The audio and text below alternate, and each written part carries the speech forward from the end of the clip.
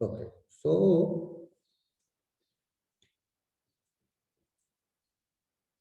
हम क्या बता रहे थे, जैसे कि माइस में ये देखा गया है कि release of B lymphocyte and T cell progenitor takes place during night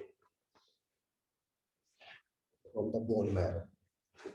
So here it has been said that investigators have also recently shown that the release of mature cells from the bone marrow is responsive to circadian cycles, and circadian cycle is regulated by sympathetic nervous system. So अब देखिए, पहले के जमाने में बहुत दिक्कत होती थी, इतना पता नहीं था इन्वेस्टिगेटर्स को, इतना नॉलेज नहीं था। क्यों नहीं था? क्योंकि वो माइक्रोस्कोप से देखते थे, और माइक्रोस्कोप से देखने पर उनको आइडेंटिफाई वो कर पाते थे, ये बड़े बड़े सेल्स जो लोब्ड है, जिसमें nucleus is lobed. So this granulocytes में आप ये देखोगे कि nucleus is lobed except mast cell. Neutrophil का, इस्नोफिल का, बेसोफिल का देख रहे हो, न्यूक्लियस देख रहे हो, बीच वाला देखो, न्यूक्लियस गोल है कि स्फेरिकल है कि लोब्ड है?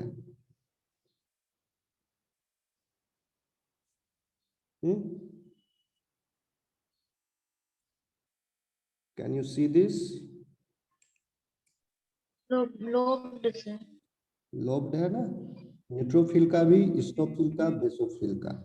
ग्रेन्युलोसाइट में सिर्फ मास्ट सेल को छोड़ के बाकी सबका न्यूक्लियस जो है लोब्ड है, और लिम्फोसाइट का स्फेरिकल है, ठीक। और आरबीसी में तो होता ही नहीं है। मोनोसाइट का somewhat not spherical, not lobe, kidney shaped है। डेंड्रियाटिक सेल का स्फेरिकल है। तो पहले इन्वेस्टिगेटर्स जो है माइक्रोस्कोप से देख देख के इसको पहचानते थे, आज भी पहचानते हैं। But today we have many sophisticated techniques that we have developed, and now we can further distinguish or differentiate the cells where the little difference is there. अब माइक्रोस्कोप से देखने पर बी सेल और टी सेल एक ही जैसा लगेगा। तो जब तक स्टडी माइक्रोस्कोप से ही हो रहा था सिर्फ सर ये जो पिक्चर में न्यूट्रोफिल, एस्नोफिल, बेसोफिल है सर, सब में तो सर न्यूक्लियस जो है तो मोर देन वन होता है क्या? नहीं, the nucleus is single only, but many lobes are there. Okay, why these lobes are there? क्यों lobes है?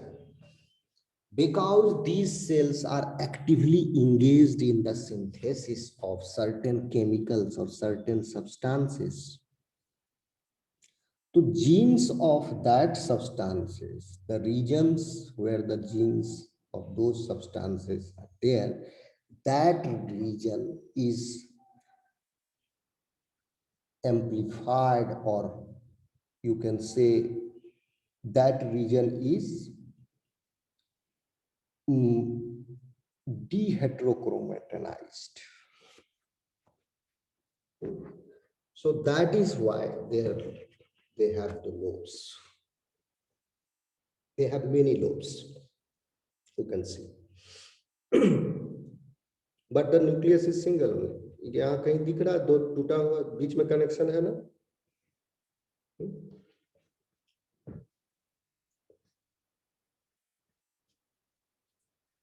Babul, have you got my point? Yes sir. देखिए अब क्या बोल रहे थे, तो पहले यही दिक्कत था कि इन्वेस्टिगेटर्स अच्छे से नहीं, पर नॉलेज में एडिशन नहीं हो पाया कि देखने में ये बी सेल, टी सेल सब एक जैसा लगेगा, लिम्फोइड प्रोजेनेटर सेल्स, सिर्फ डेंड्राइटिक सेल थोड़ा अलग लग सकता है, बाकी फिर, लेकिन चूंकि न्यूट्रोफिल, इस्नोफिल, बेसोफिल का कंटेंट अलग अलग है, आगे हम लोग देखेंगे डिफरेंट डाई से स्टेन करने पर वो डिफरेंट कलर का हो रहा है, तो इस तरह से स्टडी किया गया। कहने का मतलब हुआ कि अर्ली इन्वेस्टिगेटर्स जो थे, they were originally classifying the cells based on their appearance under a microscope, often with the help of dyes, but their observations were specifically helpful in distinguishing myeloid from lymphoid lineages, यानी granulocytes from macrophages, neutrophils from basophils and eosinophils। ये सब के बीच में differentiation हो सकता है, जैसे कि उनके पास हेमाटोजाइलिन एंड ईओसिन दो तरह के स्टेन होते हैं, and these stains are commonly used in combination to distinguish cell types in blood smears and tissues. Because hematoglycin is basic and eosin is acidic, they highlight intracellular differences because of their pH sensitivity and different affinities for charged macromolecules in a cell, because these granules are the macromolecules. Different macromolecules have been synthesized in these different granulocytes. Different types of macromolecules are there. Here the macromolecules are neutral. That's why the neutrophil, neutral, loving, phil means loving, eosinophil means eosin, loving. This cell will get stained with eosin and will give you pink color. So eosin is acidic. And basophil, these cells will give you blue color. So यहाँ थोड़ा सा purple color. Because these are basic, base loving. These granules are base loving. They will interact with base. So, are you getting my point? किसी को कुछ दिक्कत है समझने में यहाँ पर?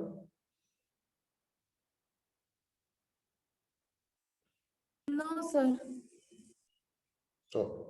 So, this basic dye, hematoglycin, binds with basophilic nucleic acids. Nucleic acid से भी बाइंड कर सकता है hematoxylin and give you blue colour, और एसिडिक डाइओसिन से भी बाइंड कर सकता है, that will give eosinophilic proteins in granules and cytoplasm. तो बाबू कह रहा था कि न्यूट्रोफिल उसमें पास में न्यूक्लिक क्या कर रहे थे, न्यूक्लिक एसिड होता है। तो शायद तुम पढ़े होंगे कि हेमाटोजाइलिन जो है न्यूक्लिक एसिड को स्टेन करता है, इसलिए। नहीं सर, न्यूक्लिक एसिड का सर खोज जो हुआ था ना सर, वही पस सेल में शायद कहीं हुआ था। न्यूक्लिक एसिड का खोज पस सेल्स में हुआ था। अच्छा अच्छा, कोई बात नहीं। पस में न्यूक्लिक एसिड जो है सो स्ट्रक्चर तो फ्रांसिस एंड क्रिक ने निकाला था 1952 में या 51 में, वाटसन एंड क्रिक मॉडल था उसका। और वो भी जो था हमारे फेमस साइंटिस्ट जो थे रामाचंद्रन जी, उनका आइडिया कॉपी किया उन लोगों ने। ट्रिपल कोलेजन हेलिक्स का स्ट्रक्चर उन्होंने दिया था, प्रपोज किया था। और वो तमिलनाडु के समुद्र तट पर घूमते हुए देखे कि नारियल का रस्सी कैसे बनाता है वहां पर लोग, उसको देख करके उनको आइडिया आया कि क्या इसी तरीके से तो नहीं प्रोटीन्स अरेंज्ड है बॉडी में, स्ट्रक्चरल प्रोटीन्स लाइक कोलेजन्स। तो डबल हेलिक्स के पहले ट्रिपल हेलिक्स का स्ट्रक्चर प्रपोज कर दिया था उन्होंने।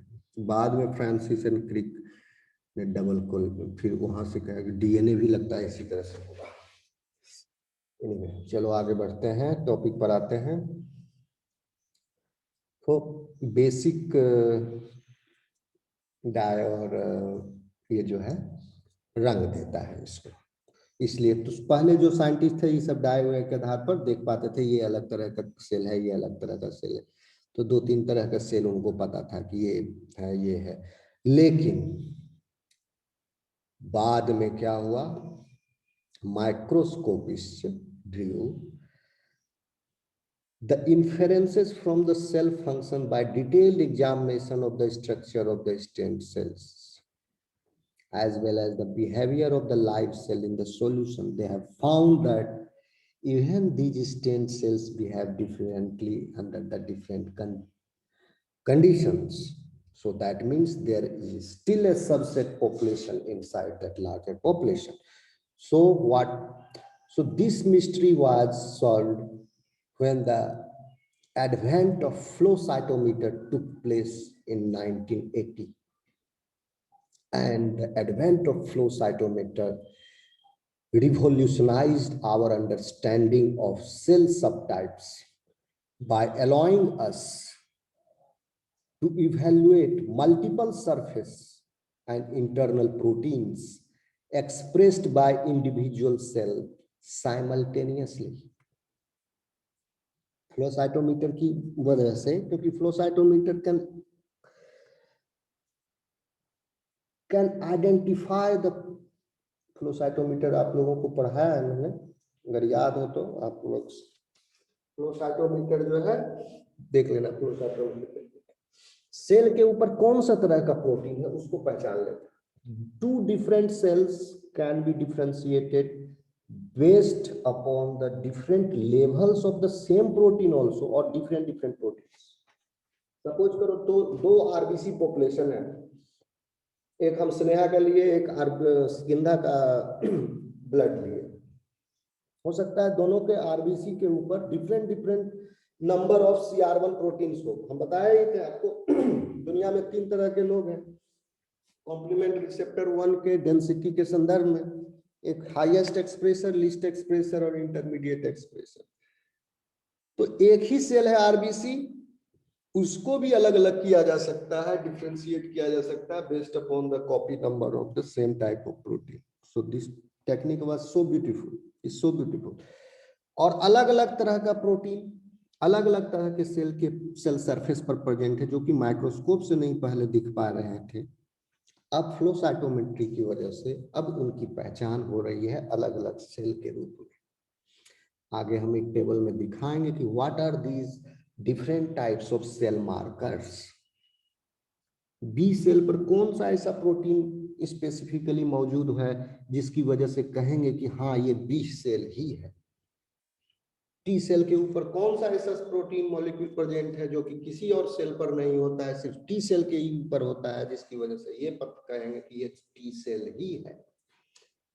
ओके, तो फ्लो साइटोमीटर इसी तरह सब सेल के ऊपर अपनी अपनी पहचान है, सिग्नेचर है सबके ऊपर। और इसकी पहचान कैसे हो रही है? फ्लो साइटोमेट्री मशीन के द्वारा। वो क्या करता है, सेल्स को स्टेन कर देता है स्पेसिफिकली विद द एंटीबॉडीज। जो सिग्नेचर मॉलिक्यूल है उसके अगेंस्ट एंटीबॉडी, और antibody is fluorescent tagged. So if the antibody has bound to that cell surface, that means that specific signature molecule is present on the cell surface and fluorescent is detected by this machine.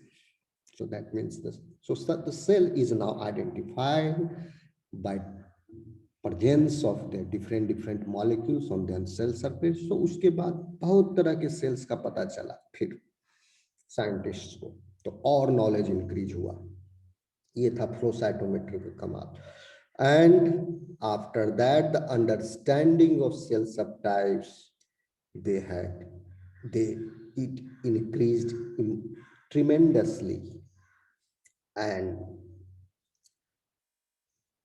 ठीक है, आप लोगों को समझ में आ रहा है कि नहीं आ रहा है? Yes sir. Sir flow cytometry से उसका ओरिजिनल स्टेट में ही पता चल जाता कि कौन सा सेल है। हाँ, सेल को डिस्ट्रैक्ट और स्टेन का यूज नहीं किया गया उसमें। हाँ, लेकिन सेल को तो बॉडी से तो अलग करोगे ना। हाँ वो तो अलग करेंगे।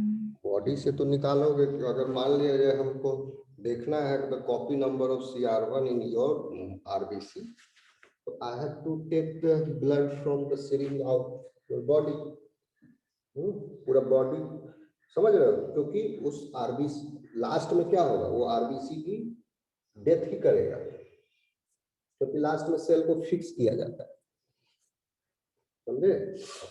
Last step of the protocol is fixation.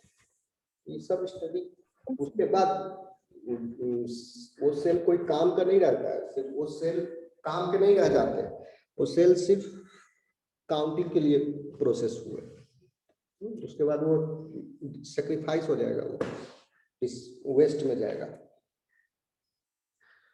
समझ रहे मेरी बात। तो यस सर। लाइव आप इसलिए कह रहे हो क्योंकि सेल का डिस्ट्रक्शन नहीं हुआ, समझे। सेल को हम होमोजेनाइज नहीं किए, उसको तोड़े फोड़े नहीं, ऊपर से हम स्टडी कर लिए, लाइव सेल को, जिंदा सेल को ही देख लिए, लेकिन at the end of the process that cell will be sacrificed. उसके साथ बहुत सारा अत्याचार हो चुका है फ्लो साइटोमेट्री के प्रोसीजर के दौरान। कितना बार फिक्स हुआ, कितना बार ब्लॉक हुआ, कितना बार स्टेन हुआ, प्राइमरी एंटीबॉडी सेकेंडरी एंटीबॉडी से भी हुआ, सेकेंडरी एंटीबॉडी बाद फ्लोरेसेंट टैग। तो ये सब अत्याचार होते होते वो सेल अब कोई काम करने रह गया। हाँ, इतना इस ऊपर प्रोसेस हुआ है जिससे हम उसके ऊपर गिनती कर लेंगे कि कितना प्रोटीन है। तो दैट मीन्स कि वो आरबीसी के ऊपर गिनती कर लिए तो बाकी के ऊपर बॉडी में भी सेम एवरेज होगा।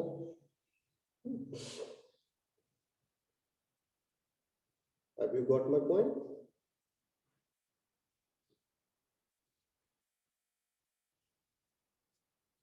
आगे बढ़े। Yes sir. अब देखिए, सिर्फ फ्लो साइटोमेट्री ही नहीं, the development of even more sophisticated fluorescent microscopy also, उसकी वजह से भी इसमें लाइव सेल को आप स्टडी करते हो फ्लोरेसेंट माइक्रोस्कोप में, इन विट्रो भी और इन विवो भी, और इसकी वजह से इन्वेस्टिगेटर्स जो है दे further penetrated the complexities of the immune response in time and space.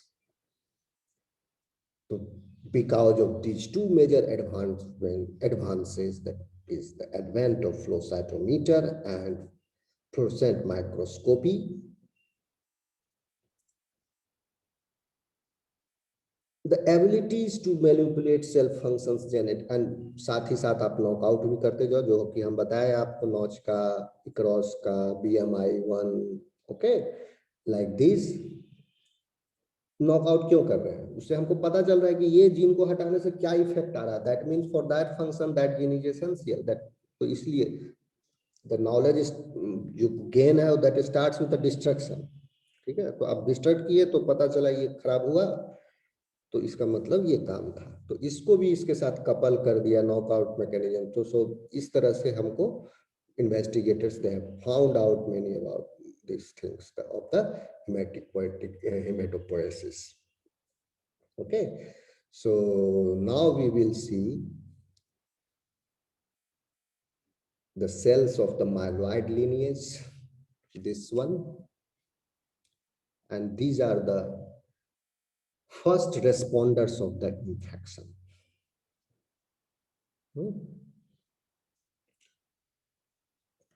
ठीक है, तो अब हम लोग थोड़ा सा आप लोग ब्रेक ले लेते हैं, सुबह सुबह उठा दिए 5 बजे ही।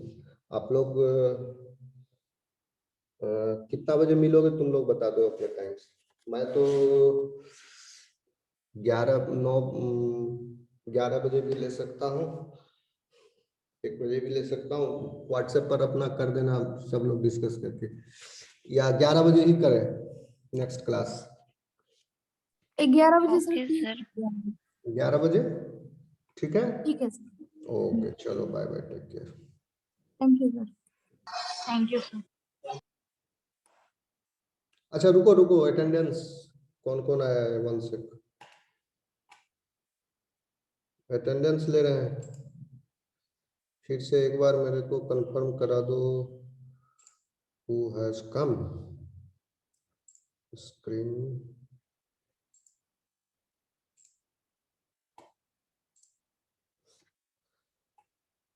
इस गिंधार ने तो बता दिया, P P P P P Vidhi आई है, विधि को ऐड कर देना। विधि ग्रुप में क्यों नहीं हो तुम? रेगुलर क्यों नहीं रहती हो विधि? विधि मेरी आवाज आ रही है? हाँ सर, मेरे बड़े पापा का ना डेथ हो गया तो उन्हीं का ये चला था तो कल पता नहीं चल पाया था। तो इन्फॉर्म करना था ना, इन्फॉर्म करना चाहिए था मुझे। तो I would have considered you next time. कुछ भी अगर हो तो you inform before going, okay? तो आपका नहीं तो मिस हो जाए। पूजा आई, पूजा हैज नॉट कम अगेन, ठीक है। नेहा शेख आई है। नेहा शेख भी कभी आती है, कभी एब्सेंट हो जाती है।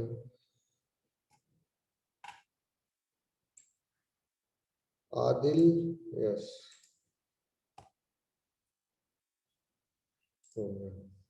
चलो चलो, टेक केयर, बाय बाय।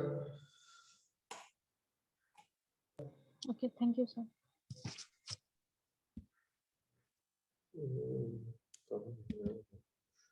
ठीक है, स्टॉप शेयर एंड